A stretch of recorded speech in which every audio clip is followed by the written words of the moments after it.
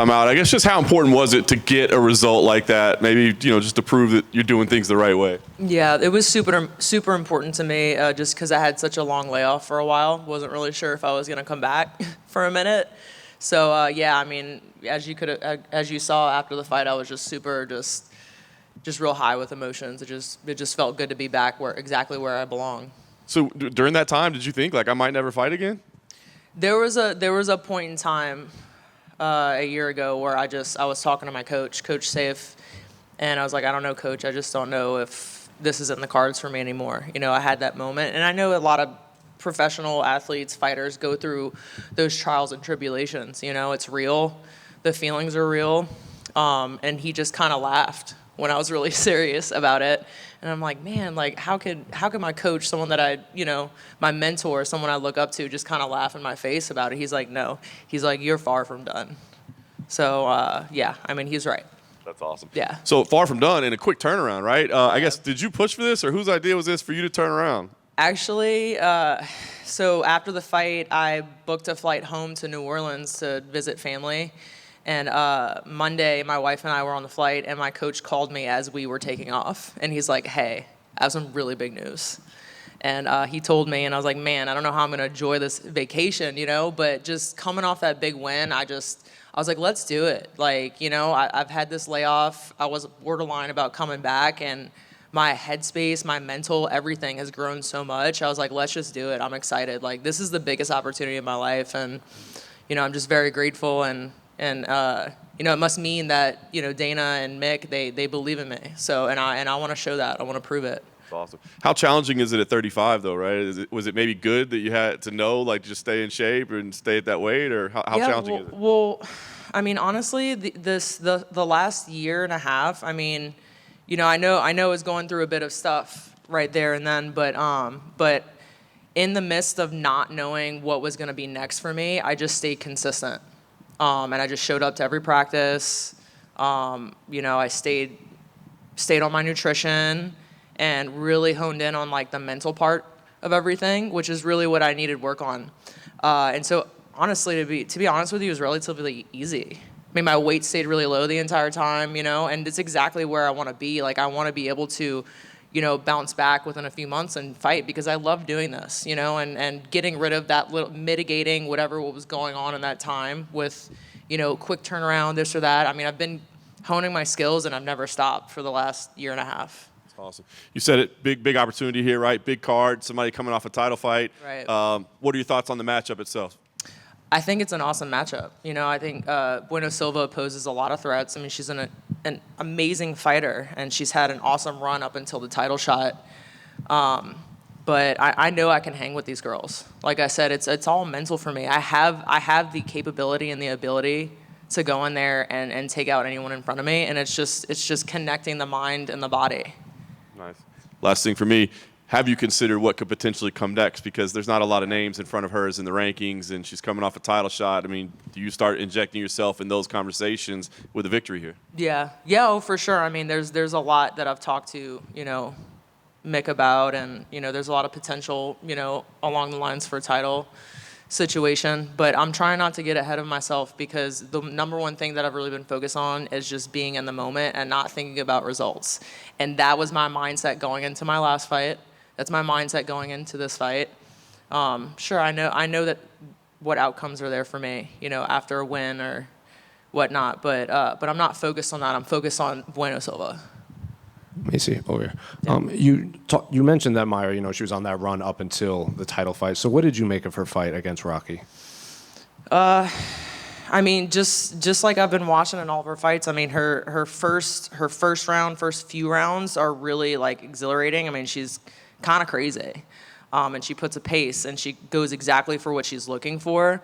But I really kind of saw what I think is a lot to do with her mindset. I don't think she has the right mindset right now. I think she's kind of a mess. And it showed in the fourth and fifth round of the fight. Like, you're in a title fight and you're laying on your back. I've heard some stuff that she like ruptured an eardrum. It's understandable. Like, injuries, I mean, you have to mitigate and do what you can in a fight. But I think title fight, you have to really, like, you got to bring the heat. Like, people are watching, you're given this opportunity, this huge opportunity, and you got to fight through whatever is going on in there. It just seems from the outside looking in, a lot of her submissions are when she gets pressed against the fence, like Yep. she's a reactive submission grappler. Is it that like cut and dry, like don't push her up against the fence, or do you kind of see other holes that maybe we're not seeing? Yeah, no, she's very clinch heavy, and she kind of just like will let you put her right where you want, like on the cage, and she's very savvy with submissions. You know, I've seen her drop to knee bars against the cage. She's got that ninja choke that I've been working diligently. Like this entire camp has been a lot of grappling, like so much grappling. I mean, I've been having a nice ice my knees every day, multiple times a day. I'm working with one of the best grappling guys around, All-American wrestler, Kyle Crutchmer. You know, I've been working with him for over a year now. So, and I've advanced a lot in that area. So I know exactly what she's gonna do, and I just gotta mitigate it. Are you surprised that Mayra's fighting before Rocky? Like she's come back from that fight before Rocky's defended her title? No, not really. I mean, I'm not really sure what they're trying to shake up right now. You know, they're trying to make some moves. Kayla Harrison is in the division now, so there's a lot of ruckus going on, which I think is awesome. You just don't know what to expect from the 35 division right now. Now, last one for me. Can I just get your thoughts on the main event between Yuri and Alex? The main event is badass. It's almost like Connor would have been awesome to be on the card, and Michael Chandler, but I just feel like this card has been like shuffled and rearranged in such ways that I think it's going to be insane. The main event, I'm a really big fan of Jerry, and then obviously Alex, and I think that he's gonna get a knockout again. He's a specimen. Macy, over here. What do you make of the fact that Mayra's fought as low as 125, you fought at 45, and you're going to have a height and reach advantage in this fight? How much of an asset will that be in the matchup? It's a huge asset, my reach advantage and height. She's going to be reaching for clinch, and I have a 72.5-inch reach, and she's got, I think, 66. So if I don't use my reach, I might as well just throw it in the bag. But yeah, my attributes are going to be a huge part of this fight. You talked about her sort of mental state and talking about, in the title fight and everything. And you've gone through a lot. You sort of alluded to, some of the health issues you've had over the years. Yep. You've really battled a lot outside the cage, even just getting to the fight. How much, again, for you, just going through all that is an advantage in this fight just from the mental standpoint?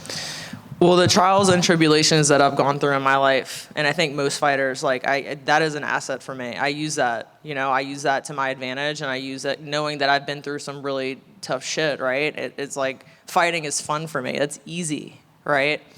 So yeah, I think, and it showed in my last fight. Everything bottled up, but being able to feel like that and use that as an asset, but also being calm in the storm is like a really big part of it. So I think it's almost going to be a battle of like the mental between Bueno Silva and I. Do you want to see Juliana Pena and Raquel Pennington next? Is that the fight you think does make sense? Or with Kayla coming into the division, would you rather see her get the opportunity? I really want to see Kayla fight Norma Dumont. I think that would be an awesome matchup. They're both very bigger physical women. And I really want to see how Kayla does against someone with that kind of caliber and power and physicality to him. And then, yeah, I wouldn't mind, Juliana Pena versus Raquel.